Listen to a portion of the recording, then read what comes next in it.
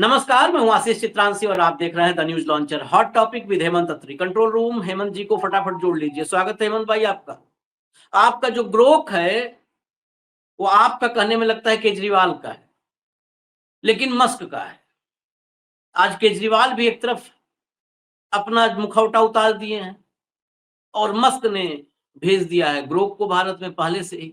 ये Grok Bharatiya Janata party और संघ के इकोसिस्टम को ऐसा बेनकाब करना शुरू किया, सिर्फ किसी एक आदमी को नहीं, पूरे इकोसिस्टम को। ये एआई का एक अद्भुत बेजोड़ नमूना था जिसने अदृश्य चीजों को भी खोलना शुरू कर दिया।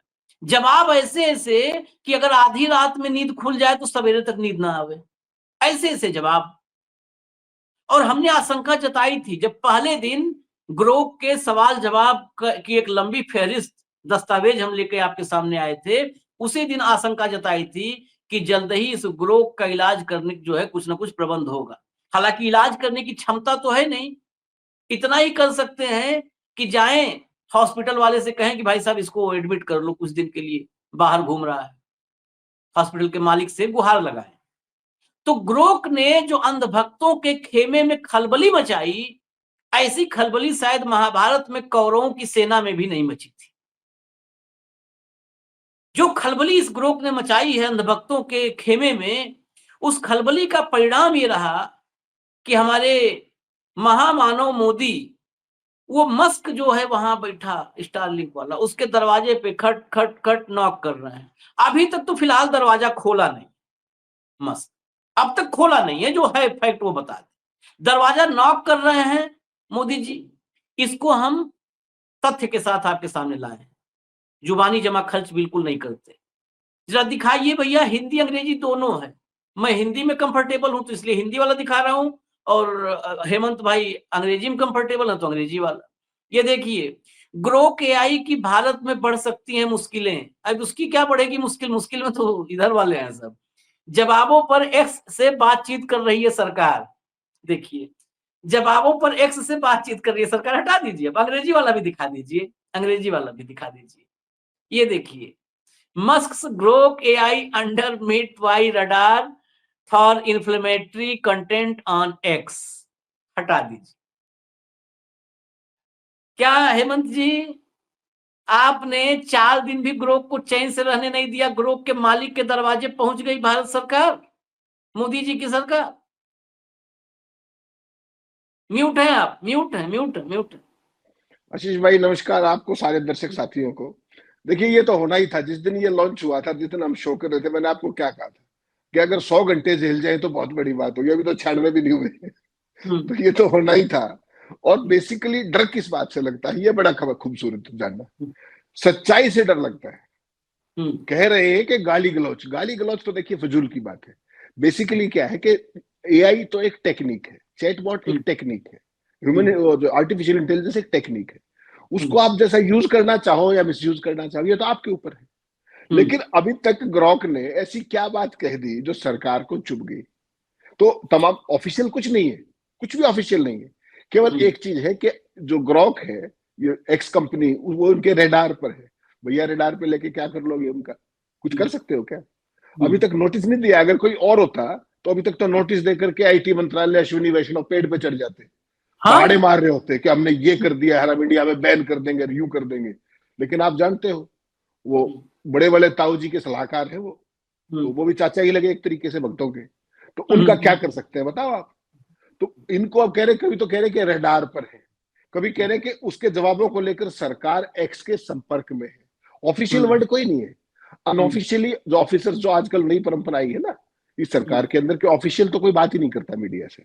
अनऑफिशियली धीरे से एक सुरसुरी छोड़ देगी ताकि भक्तों को ये लगे कि भैया देखो, हम मस्क को भी बख्शने नहीं जा रहे। तो धीरे से बोल दिया कि इंटरमीडिएटरी जो एक्ट है उसके तहत आप आईटी एक्ट में इनको लेने जा रहे हैं। ये वो है, कुछ नहीं ऐसा। एक्ट में आप किसी को ऐसे ही नहीं ले लेते हो।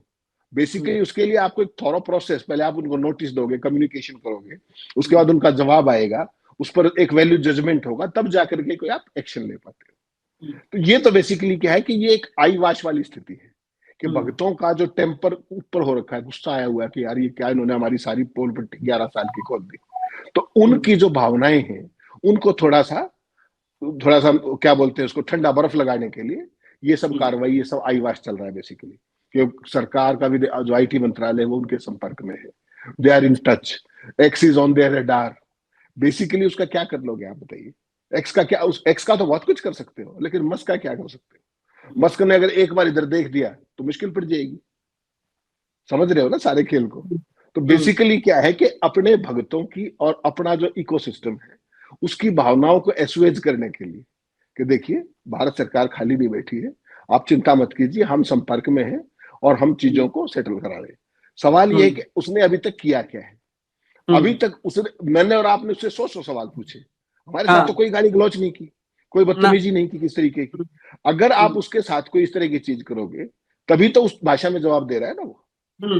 तो बेसिकली तो उसमें जो हम उस दिन भी कह रहे थे कि इसमें परेशानी केवल एक आएगी आगे आने वाले समय में, अगर आई तो, कि इसमें कोई फिल्टर्स नहीं है। जैसी आप चीज कहते हो, जो सच्चाई है, जो डेटा के बेसिस पे है, वो सारा वो बता देता है। तो वो तो टेक्नोलॉजी है बेसिकली, वो कोई इंडिविजुअल थोड़ी है। वो जो डेटाबेस है उसके आधार पर चीजों को रिसर्च करके रियल टाइम में और लेटेस्ट अप टू मार्क वो आपको दे देता है। अब सरकार को परेशानी केवल इसी बात से है कि सच्चाई कैसे बता रहा है। 11 साल में जो आपने जो झूठ का एक आडंबर खड़ा किया था, एक महल खड़े किए थे, बड़े बड़े एफिल टावर खड़े किए थे झूठ के, वो सारे धराशायी 96 घंटे में हो गए। आजादी का आंदोलन, आरएसएस, नरेंद्र मोदी, सरदार पटेल, कोई राहुल गांधी, कोई चीज बची ही तो नहीं। क्या क्या झूठ बोले, 15 लाख का क्या हुआ, काले धन का क्या हुआ, जो जो कुछ आपने 2013 से लेकर आज तक किया है, तब से लेकर के आज तक वो एक एक चीज उसने खोल दी बड़े सिस्टमेटिक तरीके से। अभी तक आपको क्या था कि एक ही चीज पूछने के लिए 10 सोर्सेज से जाके रिसर्च करनी पड़ती थी, समय लगता था। अब आप क्लिक ऑफ द बटन, आपको सारी चीज वो दे रहा है। तो सरकार को तो ऐसी चीज को प्रमोट करना चाहिए वैसे देखा जाए तो, लोग इसको ज्यादा से ज्यादा यूज करें, बड़े एजुकेशन का लेवल बढ़े, ज्ञान का लेवल बढ़े। लेकिन हो उल्टा रहा है कि सरकार के अंदर जबरदस्त बेचैनी है। बीजेपी, आईटी सेल, ट्रोल मंत्रालय, सब जगह पे उनपे वो है। तो ऐसे में जो आईटी मंत्रालय है, अभी तक नोटिस देने की हिम्मत तो नहीं हुई है, उसकी कोई ऑफिशियल वर्ड नहीं है, लेकिन अंदर खाने जो होता है ना अनऑफिशियली, वो एक्स के जो कंपनी है उसके क्या बोलते हैं उनके अधिकारियों के जरिए संपर्क में है कि भैया देखो ये क्या है, इसको थोड़ा सा सेटल इन करो और इसमें फिल्टर्स लगाओ ताकि ये हमारा जो फजीयत कर रहा है उतनी फजीयत ना कर पाए। अब वो उस पर कैसे रिस्पॉन्ड करता है नहीं करता, आपको पता है ना। मस्क और ट्रम्प तो क्या करते हैं, आपने तो उनको ऑफिशियली चिट्ठी भी नहीं लिखी, लेकिन वो तो इतने बड़े बोले हैं, वो उठा के ट्वीट ही कर देंगे, कोई ना कोई एक्स पे कुछ लिख देगा वो एलन मस्क, या कहीं भाषण में ही कुछ कह देगा, और वो नहीं कहेगा तो ट्रम्प ताऊ कह देंगे। फिर क्या करोगे आप? तो इसमें दोनों तरह का खतरा है। उनको कह तो दिया आपने कि भैया गड़बड़ है, ये हमारा फलूदा कर रहा है सब जगह, लेकिन वो इसको किस रूप में लेते हैं, एक बात तो पक्का है कि आप उसको ट्रम्प तो डिक्टेट नहीं कर सकते जैसे बाकी फेसबुक और इन सबको करते हैं। एक से ज्यादा मौकों पर उसने, जो आपकी सरकार थी, आपका जो आईटी मंत्रालय था, उसने तमाम बार ये कहा कि फलाने ट्वीट को हटाओ, इसको हटाओ, उसको हटाओ, उन्होंने मना कर दिया, पहले भी मना कर दिया। एक सवाल है बड़ा इंपॉर्टेंट, और दर्शकों को कहूंगा इस सवाल के बाद जो ये दिक्कत आई है, ये पैदा हुई है, दरवाजा नॉक करो भाई साहब, खोलिए दरवाजा प्लीज, ये हो क्यों रहा है वो भी थोड़ा सा कुछ नमूना दिखाएंगे, जो ताजा नमूना है कुछ वो भी पेश कर देंगे।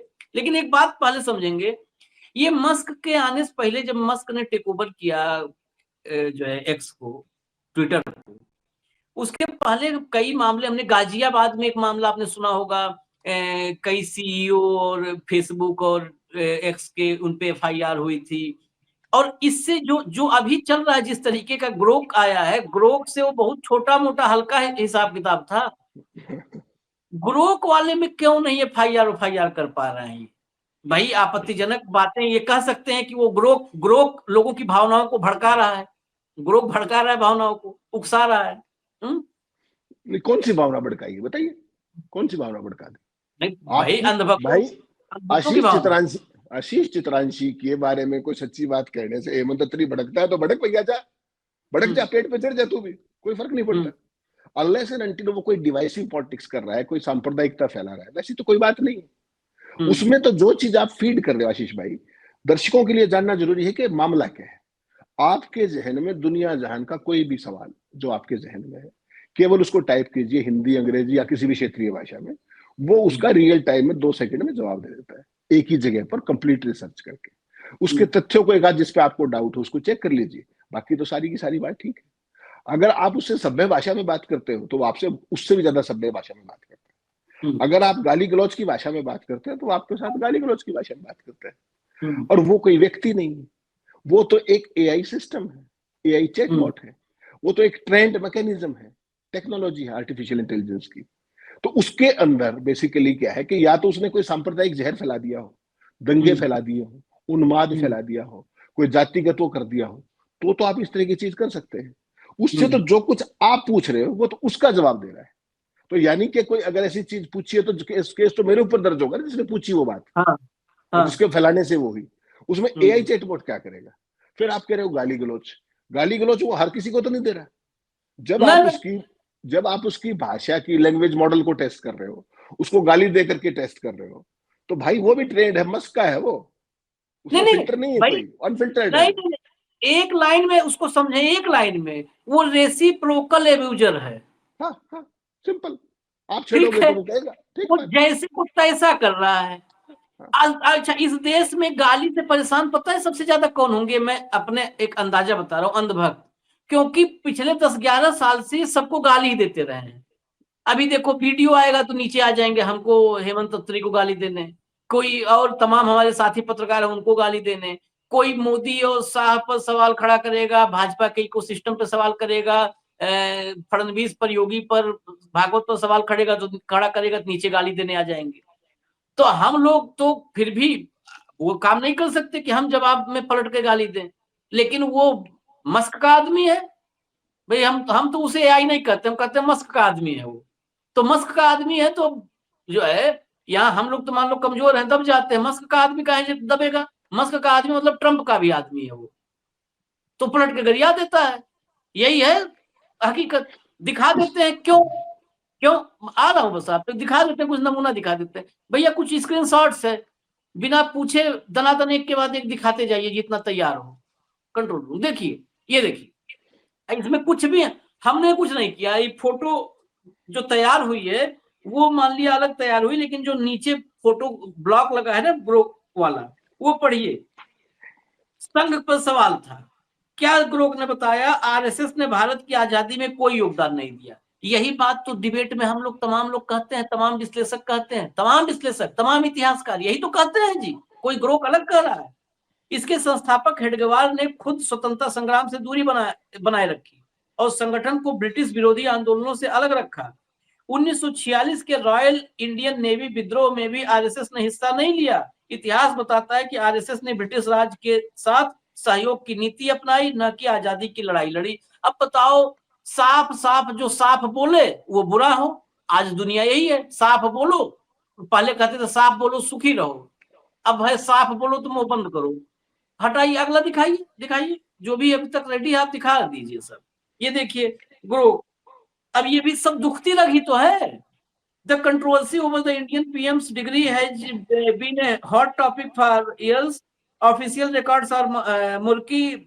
Delhi university couldn't confirm his BA in 1978 as per RTI reply, and Gujarat University has been dodgy too. Legally he doesn't need a degree to be PM, but lying under oath is a crime. The debate rages on, and it's not just Modi. Smriti Irani qualification has been questioned too. Truth is, the lack of clarity feels distract in India's education system. What do you think? अब मोदी से लेके स्मृति ईरानी तक लपेट दिया है उसने। चलिए हटा दीजिए, अंग्रेजी वाला तो हम हालांकि हेमंत भाई कहते हैं पढ़ने के लिए, क्योंकि मेरा प्रोनाउंसिएशन बड़ा अद्भुत है। खैर, अभी देखिए ग्रो इलेक्टोरल ऑटोक्रेसी पे क्या बोलता है। इलेक्टोरल ऑटोक्रेसी में चुनाव होते हैं पर सरकार विरोध और मीडिया पर नियंत्रण रखती है। भारत को इसका उदाहरण माना जाता है। जैसे केजरीवाल की गिरफ्तारी से बहस छिड़ी है, भविष्य में सत्ता और तख्त हो सकती है, या जनता विपक्ष इसका विरोध कर लोकतंत्र की ओर लौट सकता है। भारत का लोकतांत्रिक इतिहास उम्मीद देता है, पर मौजूदा रुझान नियंत्रण बढ़ाने के संकेत देता है। क्या एनालिसिस पोजिशन था, गजब एनालिसिस किया इसने, गजब किया। हटा दीजिए, अगला दिखा दीजिए, अगर रेडी है कोई तो दिखा दीजिए, नहीं है तो जब रेडी होगा तो दिखा दीजिएगा, पढ़ देंगे हेमंत जी। अच्छा रेडी है तो हेमंत भाई के हवाले है। हेमंत भाई अब जो चल रहा है आप पढ़िए और जब एनालिसिस साथ में करिए, आपको भी हम आज ग्रो मान लेते हैं। नहीं, उसमें वही बातें हैं। हाँ।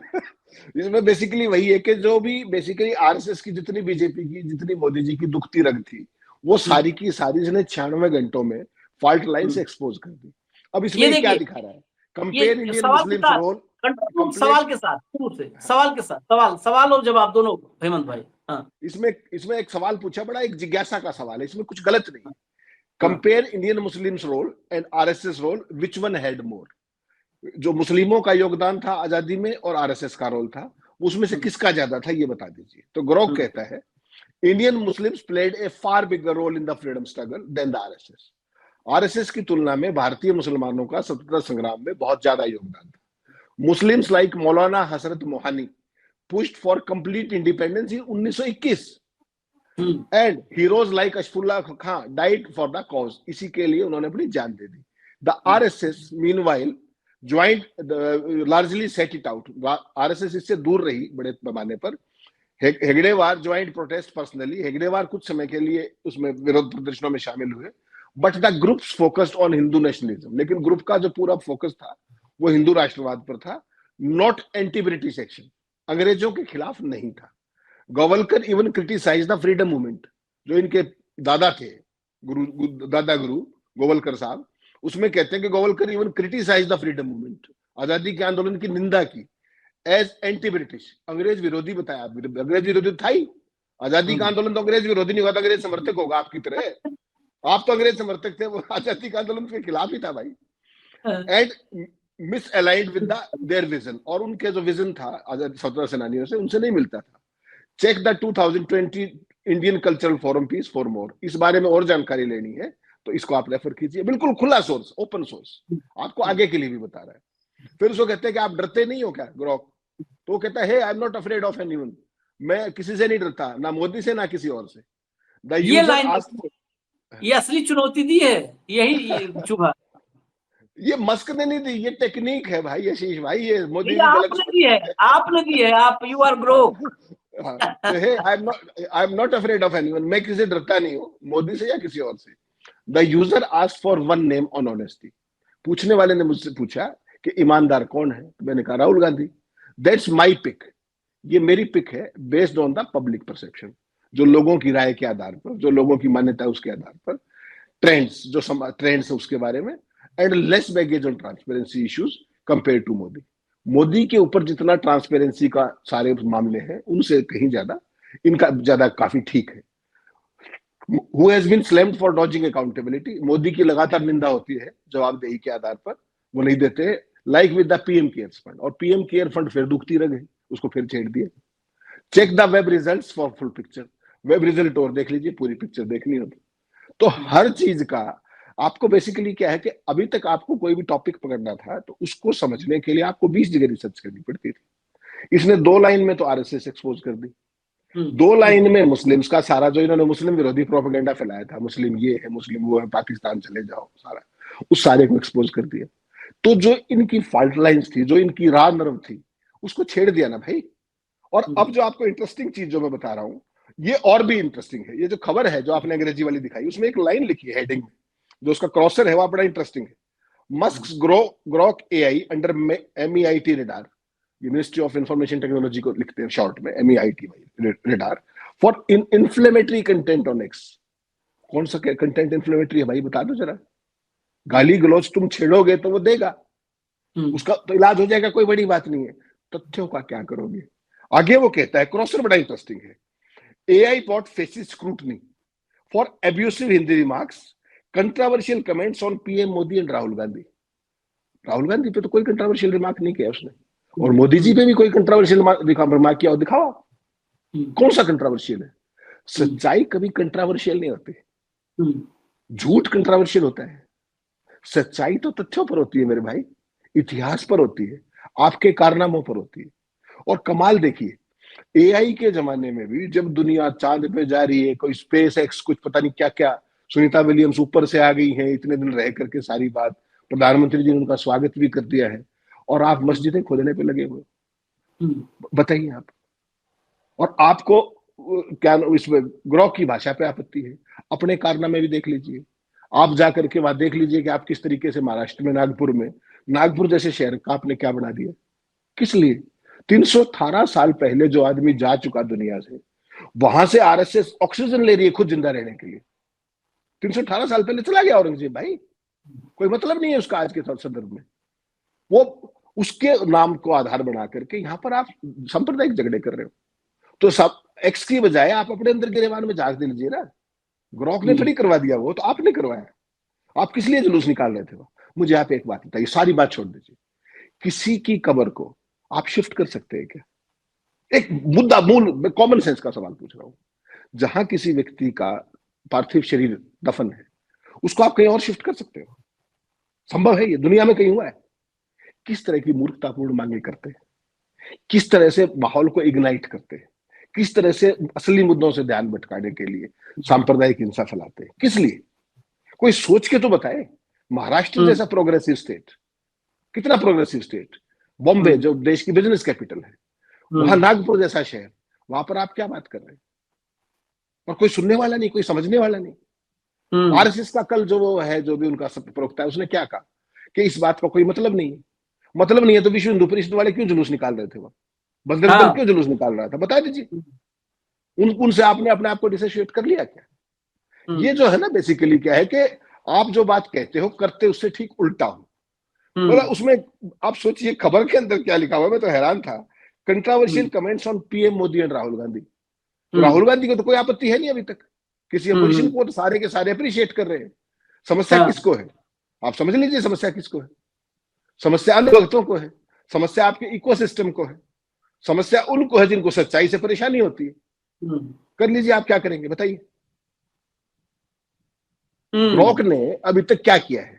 ग्रोक ने केवल तथ्य बताए हैं। अगर आपका इतिहास इतना शानदार है कि आप उसको हजम नहीं कर सकते आज के संदर्भ में, तो ये तो आपकी परेशानी है ना भाई। अगर इतिहास में आजादी के आंदोलन में आपने भाग नहीं लिया तो इसमें ग्रोक क्या करेगा और आशीष चित्रांशी क्या करेंगे? बताइए। आप कह देंगे कि गोवलकर ने ये किया था आजादी के लिए, कहिए बताइए कैसे किया था। मोदी जी तो कर सकते हैं। वो तो चिड़िया के ऊपर बैठ करके, बताइए आपको सावरकर कैसे पूरा जाते थे? चिड़िया पे बैठ के चले जाते थे वो। तो मैं तो अभी ध्यान आया मुझे, वरना मैं ग्रोक से वो भी पूछता कि भैया वो चिड़िया का है, जरा बताओ यार, जिसमें सावरकर जाते थे। तो इनकी दुखती रग है। आप, मेरा दूसरा मानना है कि अगर आपका इतिहास बेहतर नहीं है, आशीष भाई एक इंसानियत की बात, हम किसी के प्रो या अगेंस्ट नहीं, अगर किसी पार्टी का किसी संगठन का इतिहास अच्छा नहीं है, भाई अपना वर्तमान तो अच्छा कर लो। ये तो कर सकते हो आप। अपनी जो आज की नीतियां हैं उसमें तो विभाजन को हटा दो। आज तो तोड़ने की बजाय जोड़ने की सोच लो। आज तो देश की सोच लो। आज तो झूठे वायदे करने की बजाय सच्चाई पे आ जाओ। 5 trillion economy, 10 trillion economy, 20 trillion economy, 2047 विकसित राष्ट्र, विश्व गुरु, डंका, वर्ल्ड लीडर, ग्लोबल लीडर। क्या है यार, ये क्या है? Are we a third world country? ऐसी भाषा तो अफ्रीका में भी नहीं आती। जो मर्जी है, मोदी जी के बारे में शब्द नहीं सुनूंगा। ये क्या माहौल दे दिया? और फिर परेशानी ग्रोक से है। अपने अंदर झांक लो ना एक बार। सारी परेशानी यहां है, सारी परेशानी आपके इतिहास में है, सारी परेशानी आपके कारनामों में है, सारी परेशानी आपके कृत्यों में, आपकी सोच में, आपके वर्तमान में। देखिए, जब आपके पास कुछ बेचने के लिए नहीं है तो आप क्या करते हैं? आप सपने बेचते हो, आप झूठ बेचते हो। और ग्रोक क्या कर रहा है? ग्रोक सबसे बड़ी उसकी बदतमीजी यही है कि वो इनकी झूठ को पकड़ रहा है बस, और कुछ नहीं कर रहा। आप एक बार ग्रोक पे डाल के देखो मोदी के सबसे बड़े 10 झूठे दावे। वो अरे भाई ऐसा जुलूस निकालता है वो इनका, तो उसमें कोई कंट्रोवर्सी थोड़ी है। Those are facts, facts are sacrosanct. तथ्य तो पवित्र होते हैं। नहीं, तुम्हें मुझे पवित्रता से क्या खतरा है भैया? अगर गाली दोगे तो वो गाली दे रहा है, मुझे आशीष चित्रांशी को तो गाली नहीं दे रहा वो। हम तो उससे तमीज की बात पूछ रहे हैं। कोई चीज, अच्छा उसको जब भी मैं उससे कुछ पूछता हूँ, साइमल्टेनियसली उसको काउंटर चेक जरूर करता हूँ। मान लीजिए उसने 10 पॉइंट बताए, 2 पे मुझे शक हो सकता है, तो उसको मैं 4 सोर्सेस से और कंफर्म करता हूँ। ऐसे नहीं कि दर्शकों के सामने कुछ भी बोल दी। वो तो हम लोग जो पत्रकारिता में हैं, कभी भी, आज नहीं कभी भी खबरें आती थी कि ये है तो उसको तुरंत क्रॉस चेक करते थे। गूगल से भी जब इंफॉर्मेशन निकालते थे, आंकड़े निकालते हैं, आज भी आंकड़े निकालते हैं तो उसको क्रॉस चेक करते हैं 2 जगह से और कि कहीं ऐसा तो नहीं कि फेक कुछ नैरेटिव चल रहा हो वही हमारे सामने आ गया हो सर्च में, तो चेक करते हैं। और मोदी जी को तो स्वागत करना चाहिए। मोदी जी तो वैसे भी एआई के कई अवतार को जानते हैं। एआई मतलब आई मतलब क्या होता है? आई, गांव में बोलते हैं ना आई माँ को, है? बिल गेट्स को बता रहे थे वो, हाँ, ये मोदी बिल जी गेट्स ने को बिल समझा रहे गेट्स थे। को तो एआई मतलब की परिभाषा समझाई थी। हाँ। और अब उसी एआई को लेकर के प्लेटफॉर्म को धमकाने, उस पर सवाल उठाए, अपने अंदर नहीं झांकना, उसको धमकाने की बात, they are on their radar, फलाना ये वो, अपनी क्यों मिट्टी पलीत करा रहे हो भाई? उसने अपनी तरफ से क्या जोड़ दिया ना, बताइए मुझे, बता दीजिए। सरदार पटेल देश के गृह मंत्री, जिन्होंने आरएसएस पर बैन लगाया था, सच बात है झूठ है? बिल्कुल उसको है। तो मोदी जी उसको तो मोदी जी अपनाए फिर रहे हैं, उठाए फिर रहे कंधे पे, ठीक। और जो जवाहरलाल नेहरू ने कहा नहीं ऐसा नहीं, इनको छोड़ दीजिए कोई बात नहीं, जिन्होंने हटवाया बैन को, सुबह से लेके जवाहरलाल नेहरू हर चीज के लिए जिम्मेदार है। ये कंट्रोवर्सियों का ऐसा पुलिंदा है जिस पुलिंदे में से आई खोज रहा है कि कौन कौन गई। ये आई खोज ले रहा है कौन कौन गई झूठ में, झूठ के कामों में। खैर, ये ग्रोक अगर कायदे से कहें तो इस देश में तमाम विभाजनकारी जो शक्तियां हैं उन पर प्रहार है, क्योंकि ये सच्चाई खोल के रख देता है। बस क्रॉस चेक वाली बात हम लोग बार बार कहते हैं कि कुछ करना पड़ता है, लेकिन ये जो अफवाह है, झूठ है, फरेब है, व्हाट्सएप यूनिवर्सिटी है, सबको खोल करके रख देता है, उसकी सच्चाई को सामने ले आता है और सेकंडों में ले आता है। जैसे जैसे अमित शाह ने कहा था ना कि हमारे पास इतनी बड़ी व्हाट्सएप की फौज है 34 लाख की 2019 में, हम सेकंडों में झूठ फैला सकते हैं। ग्रोक सेकंडों में उस झूठ को एक्सपोज कर सकता है। इसीलिए इस एआई से यानी आई से दिक्कत है। अब इस आई पर प्यार नहीं आ रहा है मोदी जी को, इस आई से चिढ़ पैदा हो गई मोदी जी को। आई से ऐसी उम्मीद तो नहीं थी कि आई ये ऐसा दुख, करेगी। आशीष भाई, ये इनकी दुखती रग बन गई है। मैं आपको जब पहला शो हमने किया, जो आपने सारी वो चीजें दिखाए थे स्क्रीनशॉट, मैंने क्या कहा था, ये नहीं झेल पाएंगे इसको, ये इनकी दुखती रग बन जाएगी भाई। इसमें अगर आप आजादी के आंदोलन में अगर कोई आरएसएस का, हिंदू महासभा का कोई व्यक्ति नहीं था, तो ग्रो कहां से पैदा करे? जब 100 सालों के इतिहास में आरएसएस एक फ्रीडम फाइटर पैदा नहीं कर पाया, तो ग्रोक तो क्षण में ही घंटे का हुआ है भाई। वो हाँ, कहां से आपके लिए फ्रीडम फाइटर लाए बताइए? वो लाइव का कहां से लाए? कंट्रोवर्सी कर रहे हैं, और वो कंट्रोवर्सी। वो दिन तारीख के साथ सब बता दे रहा है। खैर, आज की चर्चा में ये ग्रोक क्यों चुभ रहा है? क्योंकि ग्रोक नफरत वाले एजेंडे को रोक रहा है, झूठ वाले एजेंडों को जो है खंडित कर रहा है। मैं 2 लाइन के, मेरे पास एक वीडियो है, एक शेर था, 2 लाइन उसमें से जो है उसी को मैं 3-4 बार रिपीट करके आपको सुनवा रहा हूँ, गौर से सुनिएगा। बस इसी के बाद हम आपसे इजाजत ले लेंगे। जरा चला दीजिए, सुनवा दीजिए। नई लाशें बिछाने के लिए ही गड़े मुर्दे उखाड़े जा रहे हैं।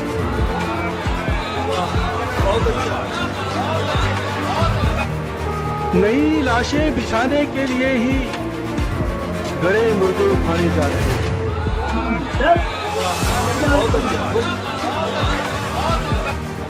नई लाशें बिछाने के लिए ही गड़े मुर्दे उखाड़े जा रहे हैं।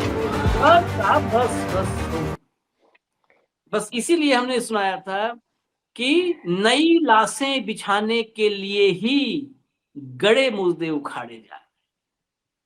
जब गड़े मुर्दे उखाड़े जाएं तो फिर सावधान हो जाइए, नई लाशें बिछाने की तैयारी।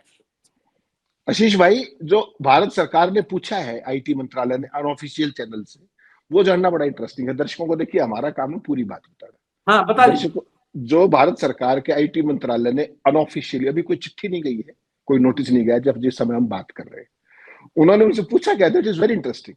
उन्होंने कहा कि आप हमें ये बताइए कि इसका ट्रेनिंग डेटा का आधार क्या है, जिसके जरिए एआई प्लेटफॉर्म ग्रोक ट्रेन किया गया है, उसके डेटा का आधार क्या है? कोई बताएगा क्या? वो तो ओपन सोर्स है, कोई भी देख लो। तो उसका बताया, कहते हैं कि ट्रेनिंग डेटा का क्लैरिटी दीजिए। उससे पूछते हैं कि जो रिस्पॉन्स जनरेट करता है ये, वो कैसे करता है, वो एक चिंता की बात है। कौन सा रिस्पॉन्स गलत जनरेट कर रहा है, वो भी एक चिंता की बात है। और जब इस पे सारे पे स्क्रूटनी बढ़ रही है, सरकार की चिंताएं बढ़ रही है, तो सरकार अब एक्स से उम्मीद की प्रतीक्षा कर रही है कि सरकार वो बताए कि हमारा जो ट्रेनिंग मॉड्यूल है इसके डेटाबेस का क्या आधार, उन्होंने सब कुछ ओपन कर रखा है। वो ये तो है ही ओपन सोर्स, कोई भी आप भी चेक कर सकते हो। बेसिकली क्या है और मेरी इसमें क्या फर्क है, मैं at the cost of repetition दर्शक साथियों को फिर बता दूं, जितने भी बाकी प्लेटफॉर्म है ना, उन सब पे जो डेटा है वो एक स्टेज तक का, किसी का 21 का है, किसी का 22 तक का है। ये जो है ये चूंकि एक्स का प्लेटफॉर्म है और ट्विटर भी इसके साथ डायरेक्टली जुड़ा हुआ है एक्स, तो एक सेकंड पहले तक का जो भी नॉलेज पब्लिक डोमेन में है, जो भी सूचना पब्लिक डोमेन में है, ये उसको रियल टाइम में आता है। इसका कसूर केवल इतना है। तो बेसिक मोदी जी के पल पल का कार्यकाल हर चीज इसकी उसमें है, जो किसी भी स्तर पर दुनिया में किसी भी डेटा बैंक के अंदर अवेलेबल है उसका ये रियल टाइम में जवाब दे देता है। गाली गलौच नहीं होनी चाहिए, उस दिन भी हम बात कर रहे थे, सभ्यता के दायरे में होना चाहिए। तो कई बार अगर आप ग्रोक को पूछो भी ना कि आप गाली क्यों देते हैं, तो वो जवाब भी देता है कि I feel sorry, I will try not to repeat it.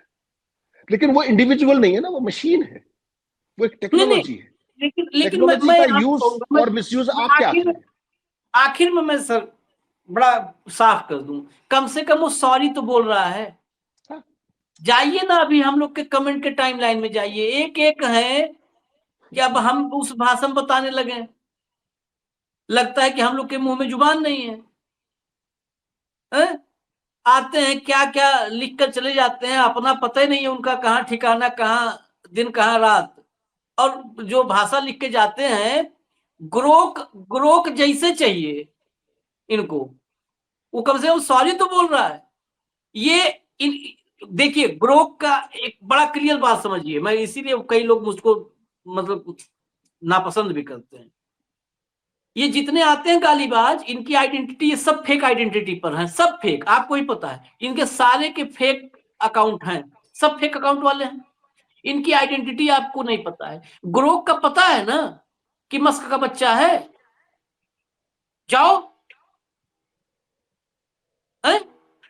तुमको उसी भाषा में तुम बताते हो फलाना का एजेंट, हम लोग ढिमकाना का एजेंट ये है वो है, इसकी औलाद उसकी, वो बता रहा है मस्क, तुरंत वो बता देता है, उसको जैसे बोलते हो तुरंत बता देता है। तुम एक बताते हो 3-4 बता देता है, 3-4 पीढ़ी का बता दे रहा, तो दिक्कत होगी। अच्छा दिक्कत किसको है? मैं तो ये भी गाली गलौज में कहता हूं कि आए वो लोग आए अपना आइडेंटिटी बताएं, जिनको जिनको गाली दिया है। होना चाहिए कि नहीं हेमंत भाई? ये बहुत तार्किक बात कर रहा हूं, उनकी आइडेंटिटी होनी चाहिए भाई। वो आप आए, देना जानते हो, गाली देते हो बिना नाम से, वो गाली नहीं देते, आप उसको गलत समझते हो। बेचारा उन पर रहम करो, जो हमें गालियां देते हैं वो रहम के पात्र हैं। आप प्लीज आप समझिए मेरी भावना को। नहीं मैं उनको उन उस पर बात हम की, ही कर रहा भाई उन पर हम कर रहा हूं। उनको उस बात के पैसे मिलते हैं, आप समझिए। मेरे भाई मैं वही कह रहा हूं कि उन अननोन गुमनाम लोगों के जो खैर उनके हितों की रक्षा करने वाले अश्विनी वैष्णव से मैं पूछ रहा हूं कि जरा उनको लाओ ना 15 को, जिनको गरियाया है ग्रोक, जिन 15 गरियाया है उनको लाओ कि फलाने फलाने जी को गाली दिया, फलाने जी गाली दिए, 15 लोग हैं, इनका नाम पता एड्रेस ये है। उन जो है बेसिकली ये उन फेक ट्रोलर्स के लिए चिंतित हैं, उनको गालियां पड़ रही है जिनकी आइडेंटिटी हिडन है, जो फेक आइडेंटिटी के साथ इस देश भर में हर आदमी को घूम घूम गाली दे रहे हैं। हर आदमी को जो मोदी पे संघ पे सवाल खड़ा करता है, ये घूम घूम के फेक आइडेंटिटी वाले सबको गाली दे रहे हैं। इस बात को समझना होगा। और अश्विनी वैष्णव जब उनको गरिया दिया ग्रोक, तो अश्विनी वैष्णव चिंता हो रही है। तो अश्विनी वैष्णव जब चिंता हो रही तो बता देना कि ये लोग सम्मानित है, नोबेल पुरस्कार विजेता है, इनको गाली दिया ग्रोक ने। उन सम्मानित लोगों का चेहरा आना चाहिए कि नहीं आना चाहिए हेमंत भाई? बिल्कुल बिल्कुल बिल्कुल बिल्कुल। ये वही है जो चेहरा ढक करके घूम घूम के सबको गाली दे रहे हैं। तो इसलिए ये विषय जब अगर तर्क की कसौटी कहीं आएगा ना, तो फिर अश्विनी वैष्णव को भी मुंह छिपाना पड़ेगा, ये भी बताएं। तो इसलिए नोटिस नहीं दिया ना, नोटिस कहाँ दिया? हाँ। चिट्ठी कहाँ दी? जबानी जमा खर्च चल रहा है, कहीं कोई कागज पत्र नहीं है अभी तक ऑफिशियली कि भाई हमने उनको ये पूछा है, ये किया, कुछ नहीं किया। केवल उसके सामने तो भैया वो जो आपके ताऊ जी हैं उनका छोटा भाई, चाचा है वो, पापा का छोटे वाला है वो, और ताऊ बड़े वाले हैं, ट्रम्प वाले। तो अब उसमें करे तो करे क्या? उसको चिट्ठी लिखे तो मरना है क्या? वो तो कह देगा बताइए क्या गड़बड़ है। उसने किसी को, जिसने उसको गाली दी उसी को तो उसने वापस गाली दी। उसने अपनी तरफ से गाली निषेध नहीं की किसी को, माफ कीजिएगा। और ये तो पॉलिसी है भाई, ये पॉलिसी है, ये ट्रम्प की पॉलिसी है, रेसिप्रोकल, रेसिप्रोकल, ये रेसिप्रोकल है, रेसिप्रोकल। जो तुम दोगे वही हम तुमको देंगे, यही तो ट्रम्प की पॉलिसी है। अब क्या मोदी जी कहेंगे ट्रम्प की पॉलिसी गलत है? खैर चलिए, इजाजत दीजिए, कल फिर मिलेंगे।